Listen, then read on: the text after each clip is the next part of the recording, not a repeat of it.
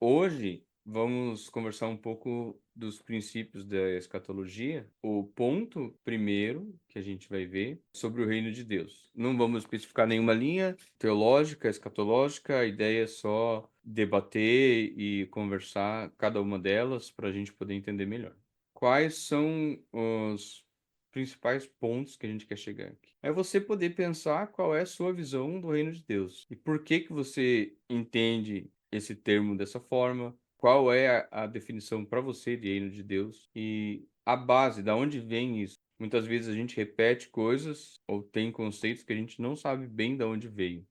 E a ideia é realmente refletir sobre isso. Bom, primeiro de tudo, o que é o reino de Deus? Quando cita reino de Deus, reino celestial na Bíblia, para você o que que é? Bom, acho que pode ver essa pergunta de duas formas. Primeiro, você se ater ao que é bom, ao que é celestial e aquilo que está diretamente ligado a, vamos dizer assim, à luz de Deus. Então, seria a parte dos anjos, Jesus como Filho de Deus, a atuação do Espírito Santo, e isso se refletindo aqui na Terra para aqueles que são cristãos, primeiro judeus, depois cristãos, e tentando meio que fazer, como Paulo fala, aquele espelhamento dos céus, refletindo esse reino aqui na Terra, de alguma forma, buscando a santidade e tudo mais. Porém, a segunda forma que eu imagino que a gente poderia pensar é que o reino é daquele que governa, e Deus governa tudo. Então, quando Deus cria o reino dos céus, depois ele cria o abismo, depois da queda, ele não deixa de reinar ali. E depois ele cria a matéria, então cria o mundo e os seres. Então Deus reina sobre toda a criação e a existência como um todo.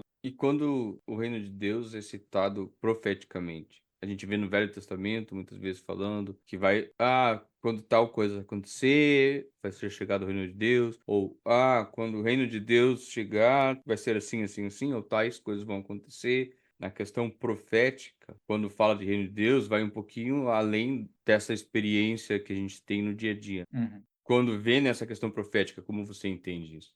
Pensando em questão profética, eu não me vem um texto agora específico do Velho Testamento a respeito disso, por exemplo. Mas parece que ele está falando da consumação, passar o período de ação do inimigo, que é esse tempo de latência entre a queda, a criação da humanidade, a perversão da criação, e depois o resgate da criação a partir de Cristo. E aí então é a instituição do reino pleno. Talvez seja isso, através do sacrifício de Jesus, a segunda vinda, milênio, e aí o estabelecimento do reino pleno sem mais a ocorrência de um inimigo, de um reino de trevas, talvez. Então isso. Para mim, eu vejo mais ou menos dessa forma também. Existe o reino de Deus que acontece hoje, como é colocado no Novo Testamento, em vários pontos, que Uhum. é aquilo que a gente vive, que a gente busca de trazer à realidade aquilo que Deus quer para a humanidade. Então, você vai tentar ser justo, você vai tentar ser bom, você vai tentar fazer para o outro aquilo que você quer que seja feito para você, todos aqueles preceitos que Jesus traz para gente, por um lado. Por outro lado, nessa questão profética, para mim, eu acho que é muito parecido com você o entendimento de que é a realização de todas as profecias, É a plenitude. basicamente. Sim, É quando tudo já aconteceu ou está acontecendo sim, e você tem um momento na história da humanidade onde Deus está reinando na sua totalidade, assim como reinava na época do Éden.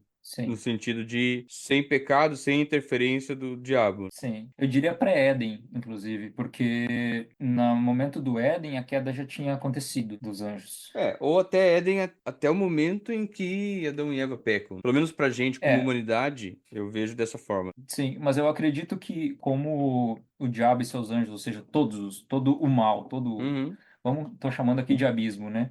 Só sim, porque foi o termo que eu usei no começo. Eles vão deixar de existir, então a gente vai ser, esse reino em sua plenitude, ele vai ser pré-Éden. sim, É sim, isso que eu quero dizer. sim, pré-queda, exato. Pré-queda. Porque acredito que Gênesis já começa estabelecendo esses reinos espirituais. Ele fala da face do abismo, logo ali na criação. Isso aí é a queda. A queda já existia antes da materialização, essa criação do mundo. Ele não fala quando realmente aconteceu a queda, É, mas fica claro que quando entra o Éden, quando o homem é criado, já já aconteceu. aconteceu a face do abismo. Então, o abismo na Bíblia sempre se refere ao reino infernal, ao demônio e tudo mais. Então, eu acredito que a plenitude do reino seja pré-Jardim do Éden. Vamos tentar então expandir um pouquinho isso, dar uma definição mais detalhada para essa pergunta. A segunda volta de Cristo para você resultaria num reino literal, terreno, onde Jesus estaria reinando por 1000 anos? Sim, sim.